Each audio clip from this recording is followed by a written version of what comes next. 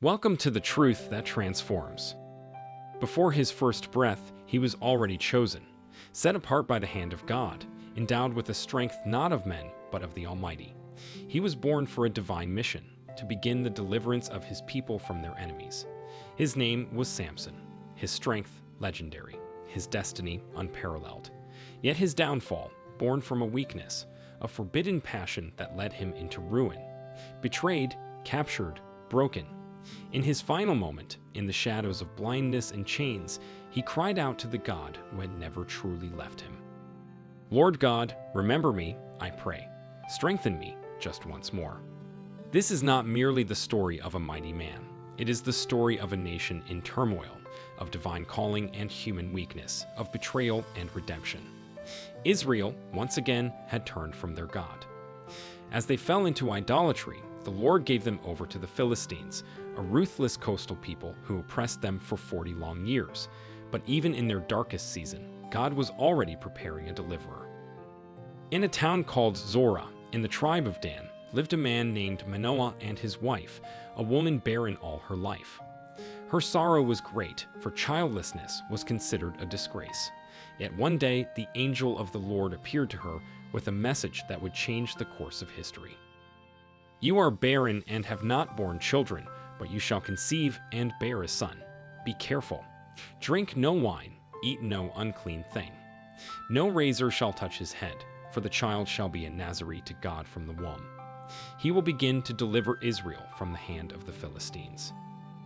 A Nazarite was one wholly consecrated to the Lord, bound by vows of separation. The angel's words were clear. This child was not hers alone, but God's. She ran to her husband and recounted the encounter. Manoah, awestruck, prayed that the messenger might return and teach them how to raise the child. God answered. The angel appeared again, and Manoah asked for instructions. The divine messenger reiterated the command. The woman must keep the Nazarite vow during her pregnancy, and the child must live under that same consecration. Manoah, not yet knowing he was speaking to an angel, wanted to prepare a meal. But the angel refused, saying, If you offer anything, offer it to the Lord. When Manoah asked his name, the angel replied, Why do you ask my name, seeing it is wonderful? As Manoah sacrificed on a rock, a miraculous sign followed. Fire leaped from the altar toward heaven, and in the flames the angel ascended. Realizing he had seen the divine, Manoah feared death, but his wife reassured him with faith. If the Lord intended to kill us, he would not have accepted our offering or revealed these things to us. In time, the child was born. They named him Samson. The Lord blessed him, and as he grew, the Spirit of the Lord stirred within him. As a young man, Samson went down to Timnah and saw a Philistine woman. He desired her and told his parents, Get her for me as my wife. Alarmed, his parents questioned, Is there no woman among our own people? But Samson insisted. Though driven by passion, this desire was, unknown to them, a part of God's plan to confront the Philistines. On the way to Timnah, Samson was attacked by a roaring lion. The Spirit of the Lord came upon him mightily, and with his bare hands he tore the beast apart. He told no one. Later, passing by the carcass, he found bees and honey inside. He ate and gave some to his parents, again saying nothing, possibly because contact with a dead body violated his Nazarite vow. During his wedding feast, a custom among the Philistines, Samson was given 30 companions. He challenged them with a riddle. Out of the eater came something to eat. Out of the strong came something sweet. If they solved it, he would give them 30 garments. If not, they would owe him the same. Unable to solve the riddle, the Philistines coerced Samson's bride.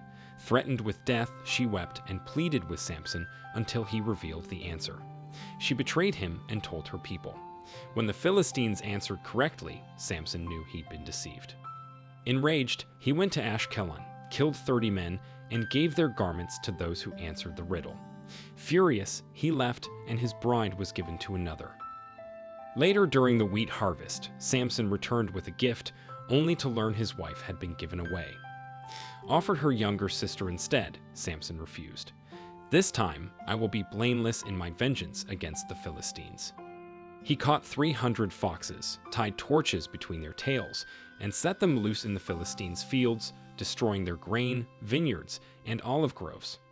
The Philistines retaliated by burning his former wife and her father. Samson avenged them again, striking them down without mercy. Afterward, he dwelled in a cave at Edom, but the Philistines pursued him. They confronted the men of Judah, demanding Samson be handed over. 3,000 men of Judah went to him, pleading, "Don't you know the Philistines rule over us?" Samson agreed to be bound on one condition: they must not kill him themselves. They tied him with new ropes and brought him to Lehi. When the Philistines came shouting, the Spirit of the Lord rushed upon him.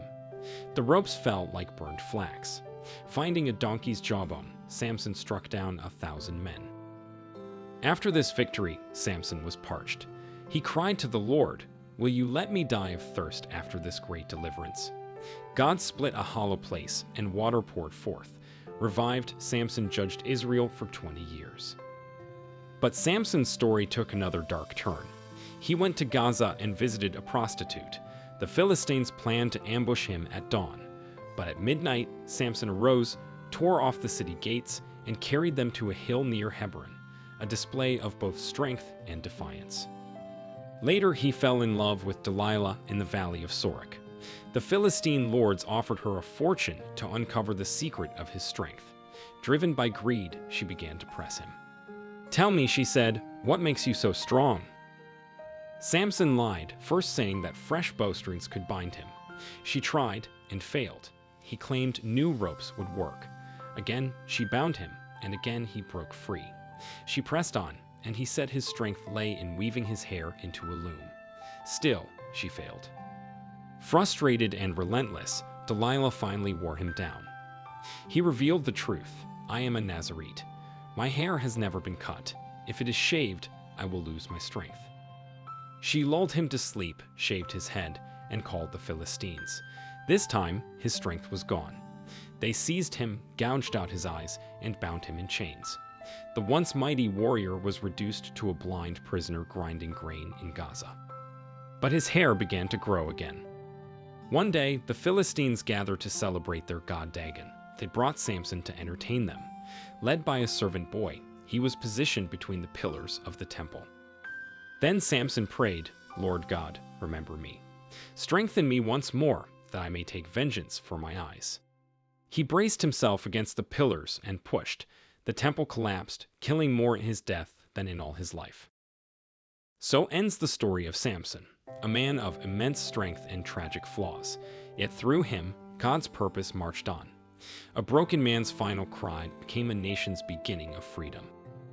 This is the truth that transforms, where weakness is met by divine strength, where failure can become the path to redemption, and where God works through even the most flawed of vessels to fulfill his will.